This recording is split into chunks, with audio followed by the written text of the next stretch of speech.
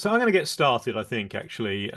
So we'll just do a quick overview for those people that have joined and those that may be joining.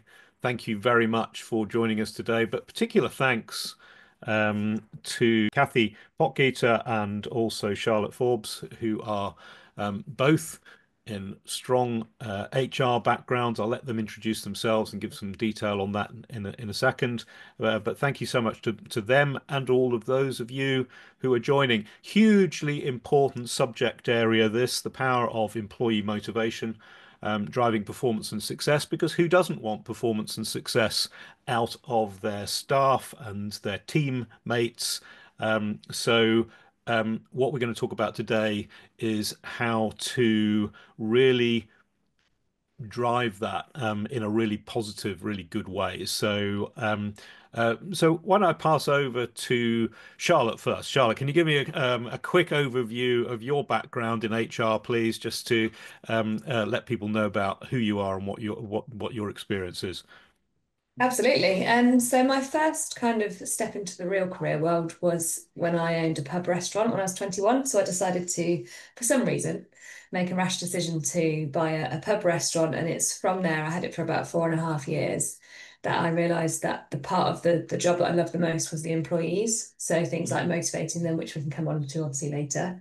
The love for training as well. So especially like customer service and hospitality, etc., led me on to my next role within apprenticeship training.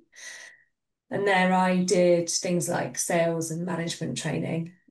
So it was very much L&D focused. And then after that, worked within the automotive industry, again, doing the same thing around sort of HR and line management training, which has led me now into my current role, again, working within the HR team, mainly focusing on things like workforce development, leadership training, employee engagement. So we do things like surveys and things like that. Um, Basically a bit of a generalist, even though my title is L&D and talent. It's pretty much an HR business partner role. So And your yeah, company is Sysmex, which is going to, if you can a give for bit of the sort background of on that. yeah, if you can give a quick background on that, that would be Yeah, great as well, so we've please. got 220-ish employees in the UK and Ireland. It's a global company. I think there's about 36,000 people that work for Mm. Sysmex. But yeah, focusing on all 220 employees with regards to employment relations, engagement, talent, things like that. And Sysmex is largely within the diagnostics, It is. healthcare diagnostics It's yeah, industry. medical diagnostics. Yeah, yeah, very good. Most of the people, I guess, will probably be watching this will be from some kind of healthcare, medical devices, or healthcare, or maybe even drug discovery background. I think perhaps should have mentioned at the front at the beginning that both of you are from that world yourselves. So, Cathy, maybe we can get an intro from you as well, please. Thanks for that, Charlotte. Hi, thanks very much for having me on today. It's really exciting to talk about something I'm really, really passionate about. I started my career many, many years ago as HR administrator in the fire service. A fantastic stepping stone into HR. Spent 8 years there, then moved into the corporate environment, which was challenging. My first HR director role was in corporate. We had about 8,000 odd employees, and it was an outsourcing environment. From there, I stepped into the VCP backed environment, really, and have worked in various different organizations, including biotech, medical devices. And then eventually, a couple of weeks ago, got made redundant and have decided now to go out on my own. So really exciting times, quite daunting, but yes, I've started my own consultancy. So really looking forward to the next chapter of my life, really, Mm. my career, should I say. Very good indeed. Well, let's dive straight in. Obviously, one of the objectives of this for those people that are watching, listening today will be to kind of what they can take away from that and from this, and in terms of how to really drive that performance and success through motivation of their of their teams, we all know that the costs of getting that wrong can be quite serious, and we'll come on to that maybe after looking at some of the structure to this, shall we say. So let's think about, some of the sort of key areas. Maybe Cathy, if you can get us kicked off on that. I think one of the areas that when we were discussing this in advance, we talked about, creating a great culture. And there's lots of talk about this, isn't there? And some companies, organizations seem to be great at it. Others struggle with it, and also some can be good at it at some point, and then it changes. So tell us a little bit about that piece, if both of you could. Maybe Cathy, if you could just sort of start off in terms of your understandings of kind of implementing values, that will then in turn create a great culture. Yeah, absolutely. And there's huge amounts of talk about, value-led organizations. I've seen this done incredibly well. I've also seen it done incredibly badly during my career. And I think the fundamental part of creating the culture, including the values, is not just having them on a sticky note, is really embedding them into the organization. It's got to filter through. It's got to start from the top up and then the bottom up. And everybody's got to genuinely believe in them. Where I've seen it done incredibly well, luckily for me, I've worked in startups. So it's where the management team have included employees into what the values are, and worked together doing workshops, and really getting them embedded in the organization. So you start with that, and then you push them through into absolutely everything you do. So in various organizations, we brought them into the performance reviews. We brought them into the employee recognition schemes. We talked about them at all hands meetings. If you asked any employee in the business, what are our core values, everybody would totally and utterly know what they were and understand the meaning, not just transparency or fairness, or that actually understand what the organization meant by, we're transparent. That is one of our core values. So I think it's so important not just to have them, on the wall, to embed them in absolutely everything that you do. I've seen large corporate organizations bring in fantastic values, mouse mats, everything, but nobody actually, they're not embedded. Nobody really knows what they are. So I think that's a key to success, is really including the workforce, making them part of the mission, making them understand what the values are, and taking note of what they're saying, and then really embedding them in absolutely everything, from a people process perspective, really. From Charlotte, from a learning and development perspective, is this? I don't know whether this is something which you've led yourself, but I mean, if you were looking at an organization and looking at a kind of creation of value, or values, as it were, or stated values, is that something from a L&D point of view that one can create, in your opinion? I think so. I think absolutely what Cathy said, it's got to start at the leadership though. If you have Mm, integrity, for example, as a value, and then your employees then notice that people are, moaning about other people, etc., mm, then you can say them all you like, but if you're not actually behaving in that way. So I think from an L&D point of view, the most important thing, first of all, is onboarding new employees and mm, making sure that they understand what the values are, but also, like Cathy said, how you're actually going to embed them. What does it actually mean? yeah. And then from another point, from an L&D perspective, is the training that goes into the leadership as well. So you can kind of do the practical training with regards to how to manage, how to perform, and how to, do a performance management review or just a performance review, one-to-one, etc. And I think aligning those to the values all the time. So let's just use integrity as an example. Within those performance reviews, making the employees, sort of getting them to take the accountability of how they have demonstrated, for example, integrity, if that was a value. So you're Mm, almost like wrapping up the values in their behaviours, as well as then just knowing the words, kind of thing. mm.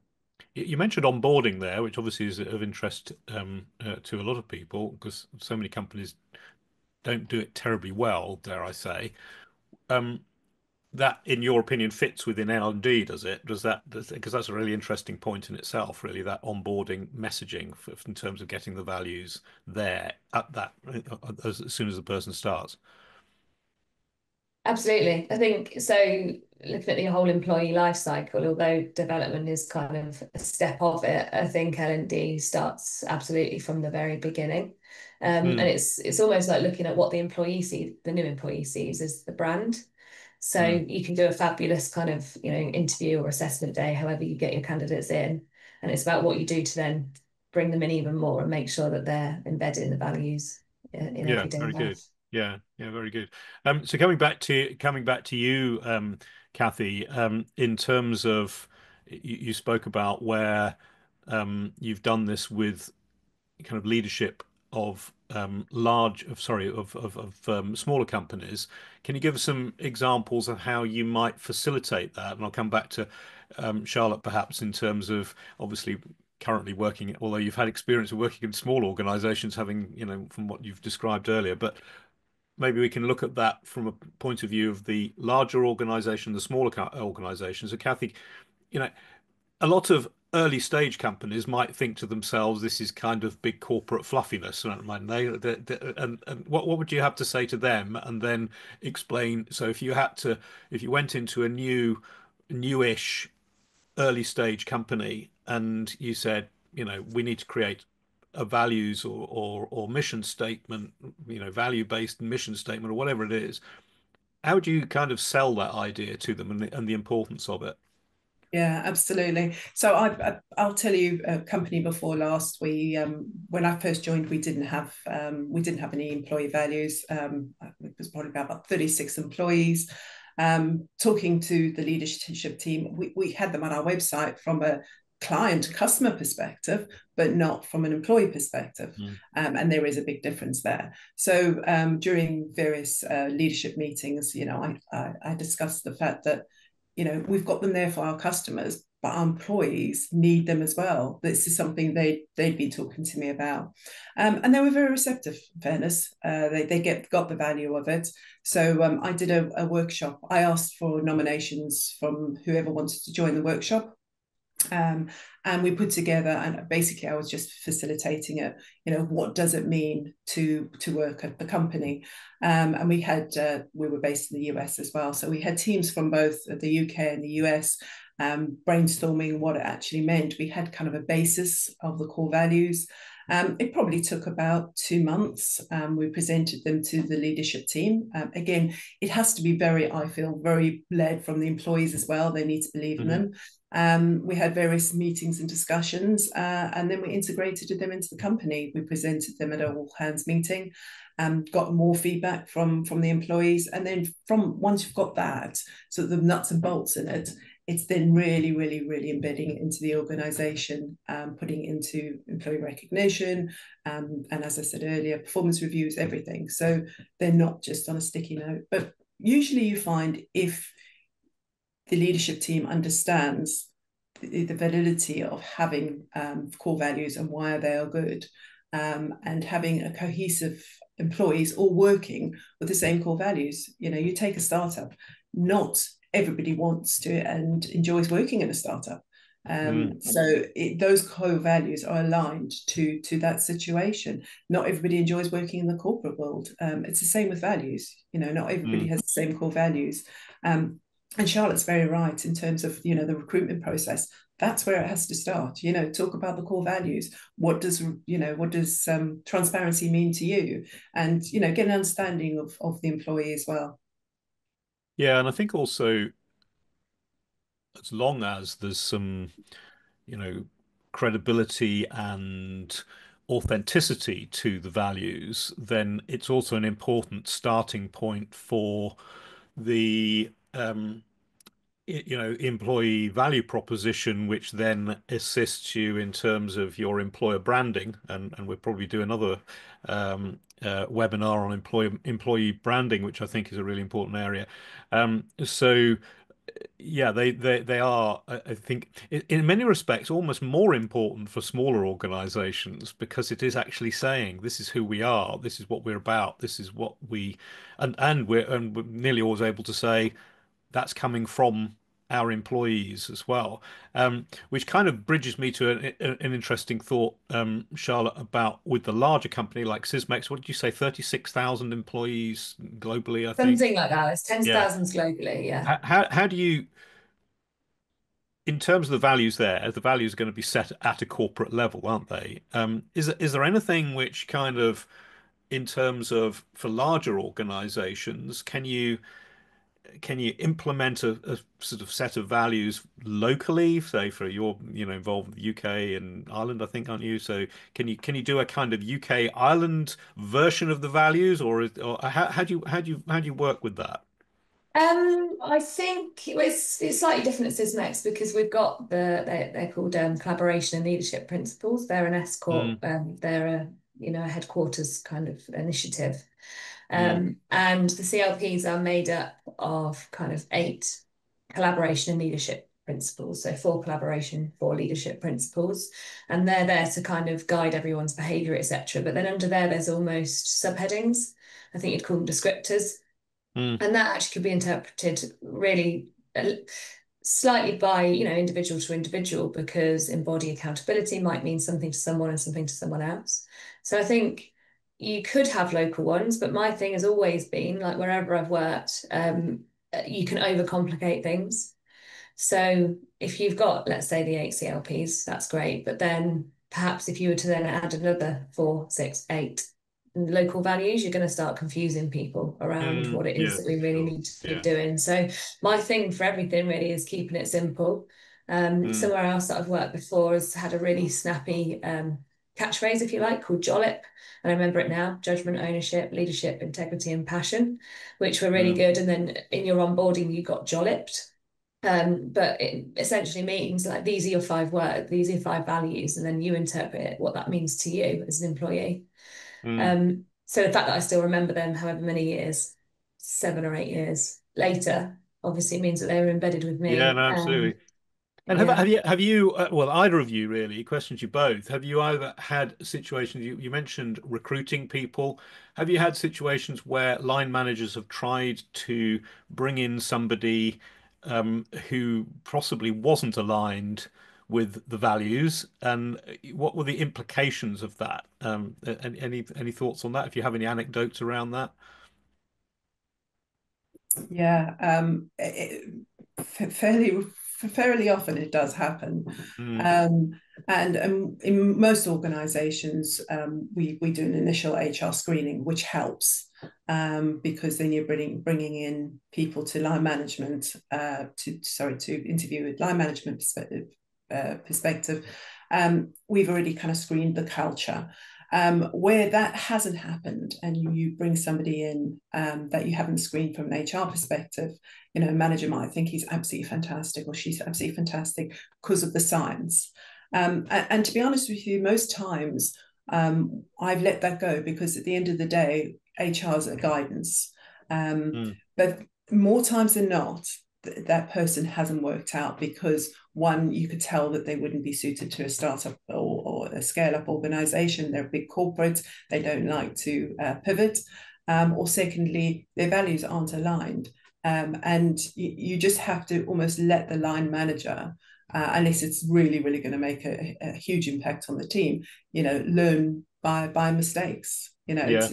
It's the way you've got to do it. But my experience, it's happened fairly regularly. But they learn. They do it once, and then they don't do it again. They get it. It's very difficult, isn't it? Because I mean, I'm sure all of us and probably people watching have made these mistakes as well, where you kind of think to yourself, well, is it culture, or is it my own unconscious bias against this person? And that's kind of, I mean, that's another subject area we probably haven't got time for at the moment, but it is challenging, isn't it? I mean, because you kind of then think, well, I can think of an individual I hired myself years ago where we had the conversation amongst ourselves where we were kind of, well, do we need somebody who's going to, shake things up a bit? And but we were all concerned as to whether or not the individual was aligned, and sure enough, they weren't, and it was quite painful for a period of time. How about yourself, Charlotte? Sorry to drop that one on you because it wasn't one I prepared for either of you, but is there any experiences in that at all where people line managers have attempted to hire people that haven't been aligned with those values. Absolutely. I think the most important thing from like an L&D perspective, leadership perspective, is the training on having those challenging conversations as soon as they happen as well. So if someone does something that doesn't quite align with your values, it's about recognizing that, but then getting them to recognize that through a one-to-one, etc. And having those awkward conversations as to why it didn't meet expectations. And if it continues to happen, that's a different kind of story really then, isn't it? Yes. Yeah, Because, absolutely. yes. Yeah, because then it's a repetition, then that is a bit of a challenge. Okay. Mm. So one of the other subject areas, and we've already, covered, I think what is a really big subject in a short period of time. But obviously, if people have questions on this, then let us know and do come back to us if you want to discuss it in greater depth. You both touched on, some of the other areas that this has impact on. We've touched on the recruiting side of things. Performance reviews. It's a performance review is a kind of. There's even been people suggest we shouldn't do kind of annual reviews and so on. So I'd be interested to get your views on that. But in terms of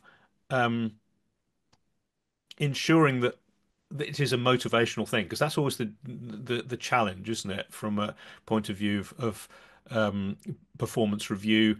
Um, and Cathy, maybe you can give us a view on this, and then perhaps Charlotte, you can then talk about what you train people on how to do them, which would be great. So Cathy, what your experience on that? How to keep a performance review motivational? Yeah, absolutely. And I think I've learned that by seeing it done incredibly badly. Years ago, I worked for a big organization, corporate organization, and they decided they were going to bring in 360 feedback. And didn't train anyone. It was horrendous. I mean, there were people flying out of meeting rooms crying. I mean, it was Yeah. just the worst thing I've possibly seen in my career. So I've really taken on board the element of training from a performance review perspective. I love performance reviews. I think done well, incorporated into the organization. I do not like off-the-shelf performance reviews. I think you really got to tailor-make them to the organization and to the culture of the organization. And done well, they're incredibly motivational because employees in general want to understand where they're not reaching their potential, where they need to be developed. And it's about having those conversations. And many organizations I've worked in, employees are sort of saying, I want my performance review. My manager hasn't done it for me yet. And they're actually looking forward to having the performance review. I think the main element of that, and Charlotte can talk a lot more about this, is the fact that you need to train managers. Just because you're just a really good scientist doesn't mean that you can sit there and motivate an employee and make them understand the areas that they need to develop. So I think, done well, they are brilliant. I also believe that performance reviews should be done twice a year, one main one, and then an interim performance review. And they should be having performance reviews informally, once a month at least with the employees.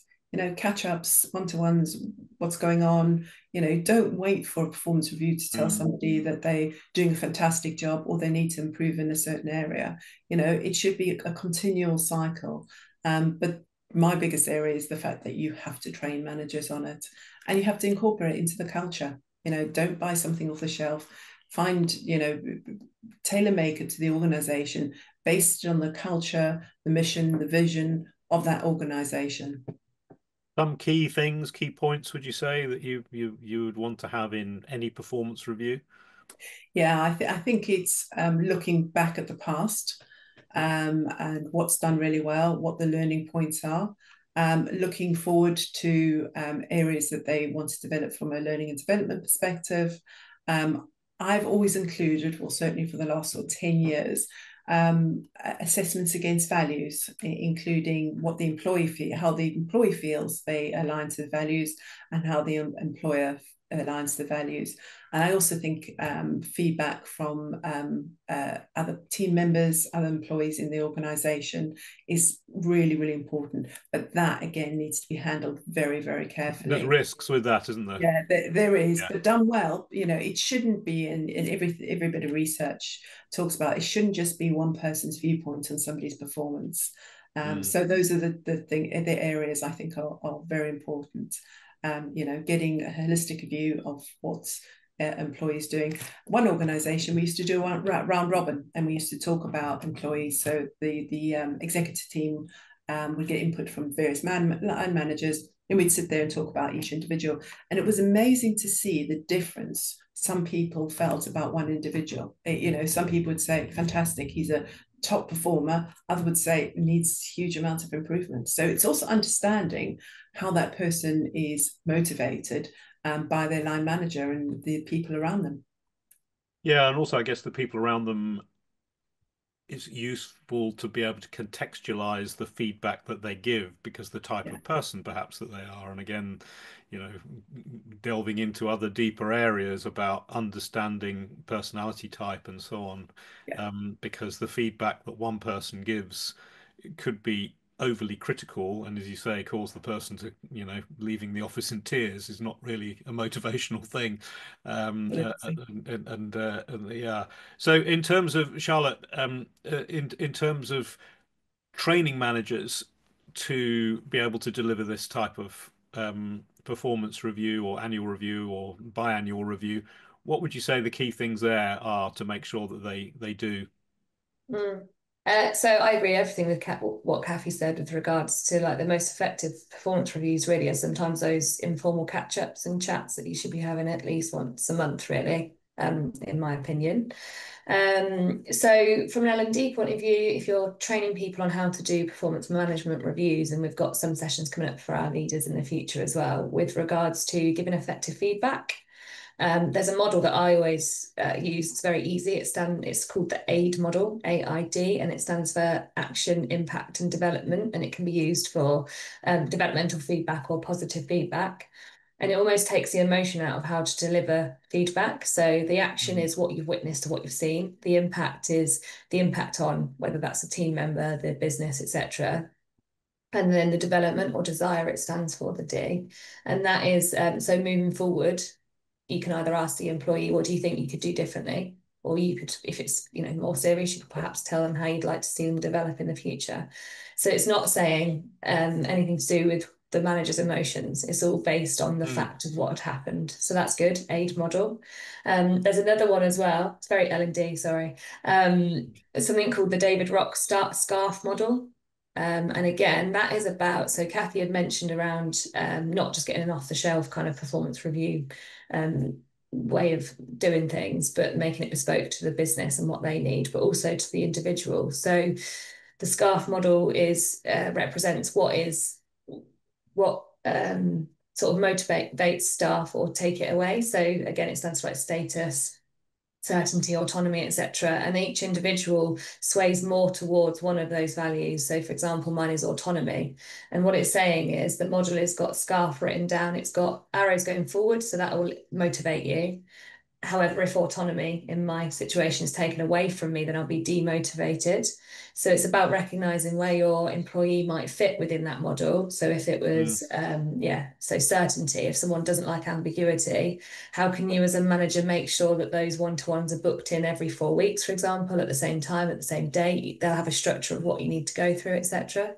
So it's about recognizing the needs of the individual, I think, to get the most from them within the performance reviews as well. Yeah, and how much is useful to overlay things like, as I say, personality profiling and this sort of thing? Is that something that you think is a good way of doing it, and how well, all right, how useful is that, would you say? Just opinion. I think personality profiling can be good as long as it's used effectively, a bit like what Mm. Cathy said, really. I think if we're thinking about when we use it as a recruitment tool, I think that's good, but it shouldn't be necessarily a thing of, well, your character doesn't really No. fit within our culture, Yeah, etc. true. Therefore, we're not going to Mm. bother with an interview. I think it's Mm. around, oh, okay, so let's just say you're a high directive Mm. person, and Mm. maybe the role doesn't necessarily need that, or maybe there's lots of high Ds already within that area, for Mm. example. It's about using that to then look at the interview process and what can I we was ask thinking them. less in the interview process, more in terms of the Performance performance review. review. Yeah. I think that's what I'm trying to say though, because so you're going to get a mixture of people, and as long as you're Mm. training your managers on how to use the profiling Yeah, tools properly. and That's do it appropriately. important. Yeah, Yeah, absolutely. yeah. Getting to know your individuals, isn't it? Yes, no, absolutely. And so the next kind of area, shall we say, really, in terms of motivation or demotivation sometimes, which it can result in, is the kind of growth and development area. And I guess this crosses all areas really of business and individual types and what they expect, whether those expectations are realistic or otherwise. But it can be a huge area, can't it, for um, demotivation for people if they feel that the recognition is not there. That if they see that as, well, going back to your point in a sense, Charlotte, that depending upon that individual, if that's a really key area of importance to them. So how do we address that, Cathy, would you say, in terms of the um, career path and people maybe sometimes assuming that they should be promoted before they are ready for it? Yeah, and that's a great one that comes up from a performance review process, because in there, the manager should be finding out exactly where that employee wants to go. And some people are very happy staying at a certain level. Um, and in a growth organization, you have to be very, very careful that you're not continuously bringing in employees from external. And I've seen that happen, and I've done it myself, because you're ramping up so quickly, you haven't had the opportunity to bring people up to the level that they need to be in. So right from the outset, when I've moved into an organization, as they're scaling up, it's all about finding out what the strengths of the individuals are, where they want to go to, where they want to get to. And then a separate process is putting together a career development plan. They apparently, perhaps at the point they want to go into the next role of team leader, or they want to go from a scientist to a senior scientist, and mapping out what those core competencies are. So from a technical perspective, from abilities perspective, and experience perspective, and then putting them on that journey. So taking that career ladder, and it literally is a career ladder, and finding out where the gaps are with each individual who wants to go on that journey, and then mapping out how long you think roughly it'll take them, and what training and what development they need in order to get there. And that feeds brilliantly back into the whole, understanding who your leaders or who your potential future leaders are in the organization, and making sure that you've got a transparent plan. Because if you're a scale-up organization, you should have a 5-year plan of where you want to be, an aspirational where you want to be, where you want to be getting to. And it's about HR working with the leaders and with the managers, and bringing those people along that journey. If you're bringing in people all the time that are external into management positions or principal scientist positions, then you're going to find people are going to leave. You've got to open it up, and you've also got to have those transparent, open and honest conversations. You're not there yet.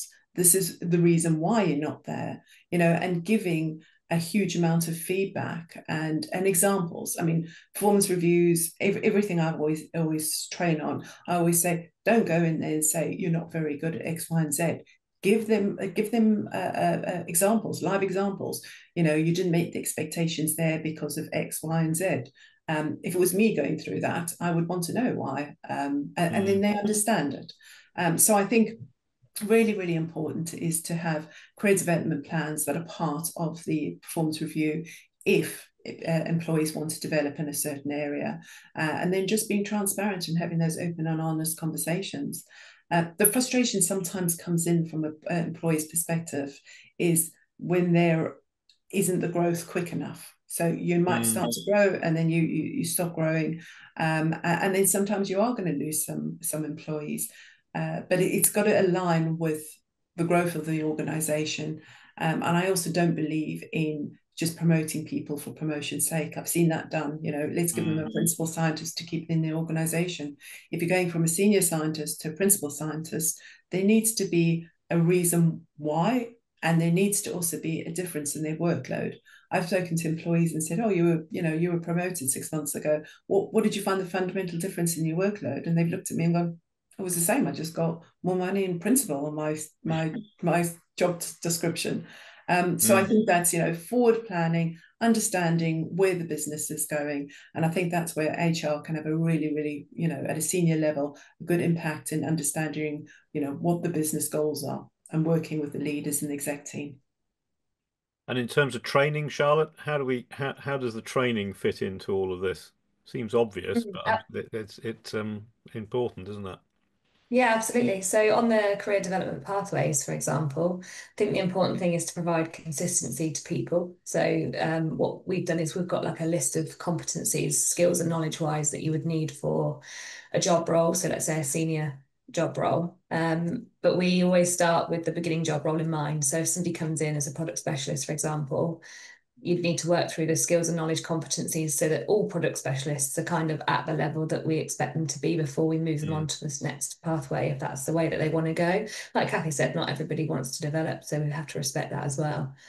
So if someone wants to go onto the senior development pathway, it's all around them understanding themselves, where they think they rate themselves on the competencies, where they need development, and make those the target areas for 70-20-10 development. So it'll be up to them to find 70% of their learning and development from self-directed learning. So it could just be going, researching online, etc., for the knowledge.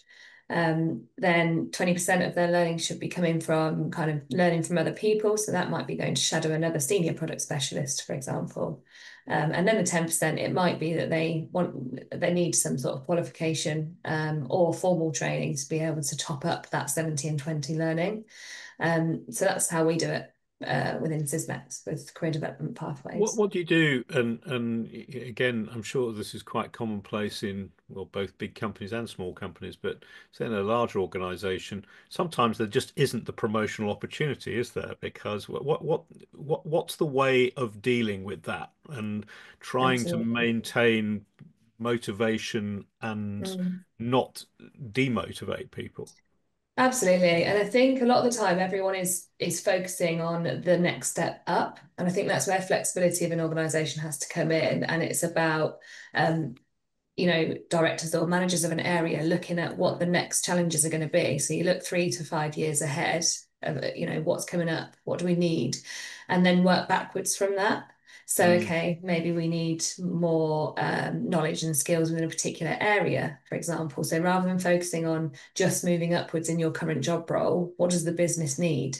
mm. That we can like stretch your knowledge and skills within an area rather than thinking it's just hierarchical all the time. Very good, yeah. And you any points on that yourself, Kathy? Yeah, it's a great point, Charlotte. I think projects, working on different projects, and it is. Charlotte's absolutely right. People often just look at stepping up, but it's also about the lateral elements of a job role. So taking them out of their comfort zone, putting them in a project that perhaps they haven't worked on before, expanding their own skill set so that they are fully rounded to when they need to get somewhere else. But they also, what that does is it stops them from being bored, Yeah. doing the same old thing every day. It motivates them and they think, oh, I didn't realize I could do that. Or, I wasn't sure I'd be interested in that area, but I am. And, it's just listening to the employees, engaging in the employees and keeping them motivated by looking outside the box. And sometimes you have to do that. And you kind of hinted at this as well. I guess it's transparency, isn't it? Actually making people Absolutely. aware Yeah. of, maybe the limitations and talking to them about the fact that, you know, yes, they have done most of the training and that's been expected of them.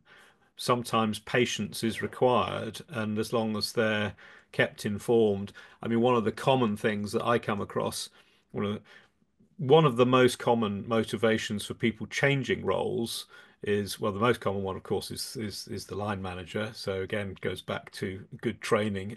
um, but that's the most common reason. But one of the other most common reasons is, I was promised a promotion, it hasn't happened, and Gosh. and people feel very frustrated and demotivated. And of course, the difficulty is that once that person decides oh, actually, I'm not getting the career path that I want here, they are probably not, running at full capacity for that period when they start thinking, do you know what, I ought to look out elsewhere. Yeah. And it's kind of a negative spiral for everybody then, really. Um, the other area, of course, is which again is one of those classic reasons for people moving on or becoming demotivated, is fair compensation and benefits. Hugely difficult subject area. Do you want to have thoughts on that, Cathy? How do you get that right so that it doesn't become a demotivating thing? Huge on transparency. And in the last three organisations that I've worked in, what we've done is we've benchmarked. There's various benchmarking tools. Mm, So we've gone out, we've benchmarked huge task. mm, You've got job families and what have you. And what we try and do is keep everyone, depending on the organisation, but above the 50% percentile. And if it's 60 to 90% or 60 to 80%, just tell everyone exactly what is out there. And there are occasions where we haven't been able to increase salaries because of funding. But again, be transparent. In a couple of organizations, we've gone out there and we've said at this point we can't increase salaries. We know we've dropped below the 60. We kept it at 60% percentile. We spoke to everybody and said, some of the jobs have dropped under that 60% percentile. At this point, we cannot increase salaries because we're mm, waiting for funding, etc. Being completely and utterly transparent, and everybody got it, and it was, again, it all starts with that culture. People didn't want to leave the organization because it was a fantastic culture. We were transparent with them. We told them exactly what was what, and that really, really works. Be honest and be open. Do your benchmarking. Look at employee benefits. That's another one. It's not all about money. mm, It's about the benefits, and some of them are cost neutral benefits. So I think it's doing your employee surveys, understanding what is really, really important to the employees, doing your benchmarking against other organizations that are similar to yourselves, and then being transparent and open with everybody and implementing what you can implement. And there are going to be occasions where you will lose someone because they may be going to big pharma or a big tech organization. That happens. But the majority of the time, I found that being transparent, having formal policies and processes in place, has worked. They understand their grading, they understand what the benchmarking is stated, and they get it. So it's all about transparency. What about the kind of flexible working? Post-COVID, we've got Oh, working from home and flexible working, and of course, I did a webinar with an employment lawyer recently, and there's a lot of talk in the media, isn't there, about getting people back into the office. I even saw this outrageous thing that wound me up recently, saying that people who are working from home are just lazy. And this was quite a senior person in industry. That's a kind of way, isn't it? Of the fact that there huge. are still dinosaur employers who are thinking like that. That's in a way, sorry to give my opinion there. That is a way of working around, perhaps, if you are not in the upper percentile on the benefits, isn't it? Absolutely. And that's what I'm saying. It's not all about money these days. Years ago, it used to be very much about the money. Now it's about the benefits. And working from home is a huge one. Mm, Companies are pivoting more and more to bringing people back into organizations. The model was at one stage 3 days at home, 2 days in the office. It's now shifting to 2 days at home, 3 days in the office. So if you can have that bit of flexibility and employees want to work from home, that's great. And when people talk about the fact that people are out in the garden, it's lovely weather, people are actually not working, they're out in the garden. Well, if you have core processes in place and you're a good manager, you absolutely and utterly know what your employee's doing. yeah. You have tangible outputs to your day. So you know what, if you've finished an hour earlier because you worked through your lunch and you've worked really hard and you've achieved what you need to achieve, then so be it. Another big one at the moment as well is about having flexible working in terms of, based out in somewhere else. I've had colleagues that perhaps go home back to South Africa and they're allowed to work from South Africa or anywhere in the world for 4 weeks a year. That's another huge motivational one. And again, it doesn't really matter where they're working from, as long as the work is Well, it also being opens safe. up from a recruiting point of view, it opens up your talent pool, doesn't it? Which if your talent pool for a specific type of role is very tight, you're Yeah. offering somebody something which not only attracts them into the role in the first place, but will probably help to keep them there because other employers aren't as flexible. Any thoughts on that yourself, Charlotte? I think Cathy's pretty much covered everything I was going to say. Yeah, flexibility is one of the Mm. most important things, I think. I can't remember. I was trying to rack my brain thinking of the percentage of millennials and Gen Z now that don't just go for salary, but they go for It things like is, flexible yeah, benefits, working at home. yes. So yeah, I think companies can. Well, I've been somewhere before where I could get paid more, but the culture was not where I wanted to be. So Mm, I'd much rather take a pay decrease personally and mm. work for a company like Sysmex that's got a lovely culture, etc., than have, however many thousands of pounds more a year. So I think it's important that companies don't just focus on salary benefits, but they train their managers to give good performance reviews and support their employees, etc., more so. Do you think greater diversity is driving some of that as well, particularly, um, dare I say it, the old sort of macho culture which I started out in because the age group I am, do you think that, as you say, there's the age demographic, but also a lot more women in the workplace as well. Do you think that I'm treading on dangerous ground here, but is that more important, do you think, to some, demographics than it is to others? Mm, Potentially, I think the research that I've done is focused more on the age of people because it's kind of the day Right. and age that we're living in, personally. Yeah. Yeah. But yeah, I think it's everyone, to be honest. I think Yeah. everyone wants to not just go to work 9 to 5 in the office 5 days a week. Mm. People are I seeing the mean, I've always benefits, I think, of it I've as always well. held the view as well that you want to. It kind of goes back to the performance review, doesn't it?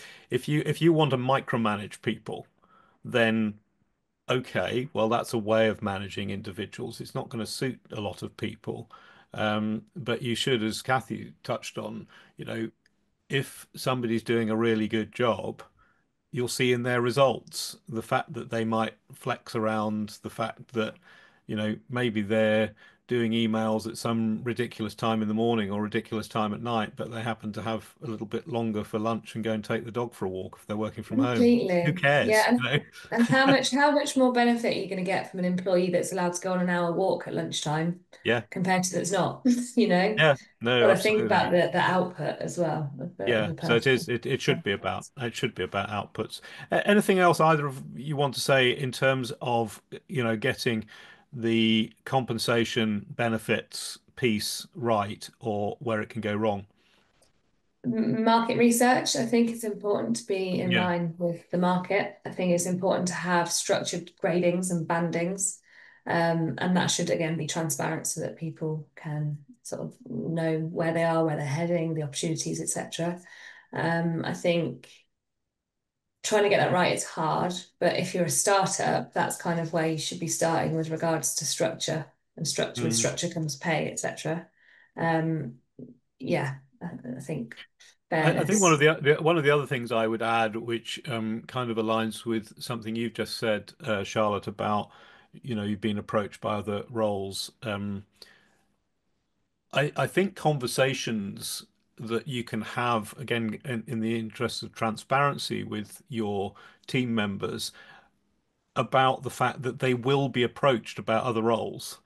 And I can remember years and years ago when I worked for Medtronic that a wonderful boss I had at the time, he said, "Yeah, you'll get approached by people, and they'll want to try and coax you away and maybe go for the interview, see what it's like." And it was a kind of confidence that he had that made me think, oh, well, okay, that's going to happen. And so when it did happen, it wasn't a huge surprise. And I also say to people that unfortunately, a large part of my career has been in executive search and selection. Unfortunately, there are a lot of very unscrupulous recruiters who will try to convince your team that they're underpaid is one of the less scrupulous way in which some people operate. So people can start to get the impression that they're underpaid when in actual fact they're not. So if you've got that data and you've done the type of research that you talk about, and there's transparency, people go, hey, yeah, okay, so somebody can offer me twice as much as I'm getting currently paid, but is that real? Because maybe it isn't, and maybe that's all they've got to offer. Is it going to be a sweatshop where I'm going to be working? So I think that the emphasis on the fair compensation piece and also the overall benefits, I think, is hugely important. Um, so we're almost getting to the close of our allotted time. We want to talk about, and we've sort of already touched on this, but clear goals and expectations. Cathy, you mentioned this in a previous conversation. Can you just give us a quick overview of that as well? Yeah, I think it's really, really important to have company goals. And I've worked in organizations that the executive team has the company goals, but they don't actually ever download them to the rest of the organization. So I think it all starts with having clear goals of what the organization wants to get to. And maybe you just download the first years. Some organizations I've worked in have year one, year two, and year three, and then you do pivot because that's the nature of business. But it's starting with having those clear goals, and then those get cascaded down to teams, and then from teams into individuals. So everybody understands, first of all, what they role, how their role aligns with the organization, with the big picture, and what they need to achieve in order to achieve their objectives. And again, I think that is part of the performance review, is having your clear deliverables, and be open and transparent. You sound like a stuck record now, but I've just seen No, no, it's transparency hugely work important. so well. I really have. I've discussed stories with you about how people are motivated by transparency. So I think, have clear goals. I've worked in organisations and said, "Oh, we don't really want to put out what the company goals are because we might need to change them." So what? Say Mm, that. You know, yeah, these are what we're working to for the next 6 months. However, we may have to pivot. And that happens a lot in startup and a scale up organization. It doesn't matter. Then everybody understands the journey. Really, really important aspect. right. Any further thoughts on that from you, Charlotte? I think it's important. Again, they kind of come from the top. So goals should feed into goals that feed into goals. And I think one of the things that I've learned before in another workplace is that you could have a goal for one team or individual that actually negates someone else's goal.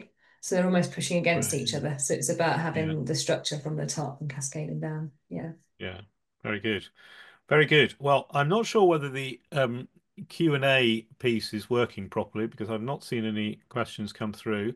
If anyone has got any questions, if they want to try and utilize that. If not, then please feel free to contact us and ask those questions, which I'm sure we can come back on. And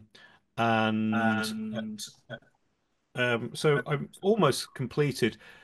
I'm just going to give a quick summary of some of these areas because obviously this is a webinar, so therefore we want to give you some real good takeaways. So I think just to give the summary of the areas we've covered, the values, we kept coming back to that, didn't we? And the values are hugely important for an organization. And if if you're in a situation where the values of your organization aren't being clearly either articulated or communicated, then this is something which I think is a quick win.